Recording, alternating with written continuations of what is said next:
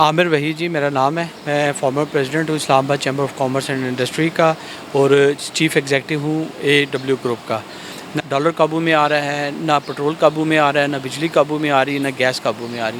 یہ ساری بیسک چیزیں ہوتی ہیں جس وجہ سے عام آدمی کو فرق پڑتا ہے. جو ایک عام صارف ہے، ایک عام جو کنزیومر ہے، اس کو سب سے زیادہ فرق ان چیزوں سے پڑتا ہے. کیونکہ ڈالر بڑھے گا تو ہر چیز مہنگی ہو جائے گی، پٹرول بجلی بڑھے گی تو آپ کی جو پروڈکشن ہے وہ ہائی ہو جائے گی، اس کی کاسٹ ہائی ہو جائے گی. اور اس کے مطابق آپ دیکھیں ان کی جو انکم ہے وہ وہی ہے. انفلیشن بڑھتی جا رہی ہے، انکم کی وہ جو کمائی ہے وہ ان کی وہی ہے. تو یہ حکومت جو ہے اس کے لیے اقدامات کرے جو اس کو کرنے چاہیے. حکومت اصل میں دوسری کاموں کی طرف زیادہ ان کا فوکس ہے.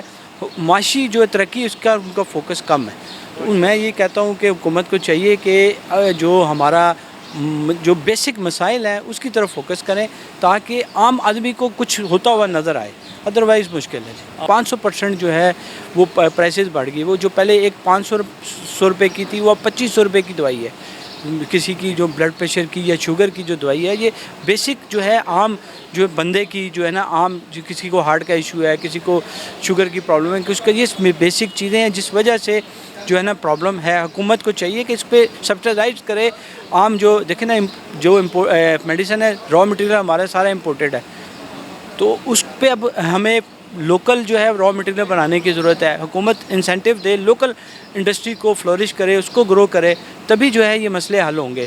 یا پھر حکومت سبسڈی دے عام بندے کو، دوائیوں کو بنانے والی جو فیکٹریاں ان کو سبسڈی دے تاکہ وہ اپنی جو کاسٹ ہے، پروڈکشن ہے، اس کے برابر آ سکیں. اپیرنٹلی تو بالکل یہی لگ رہا ہے کہ جن لوگوں نے ووٹ دیے تھے وہ اب پریشان ہیں کہ ہم نے ووٹ دے کے غلطی کی ہے. تو اب 5 سال تو میرا خیال بھگتنا پڑے گا سب کو. دیکھیں کیا ہوتا ہے.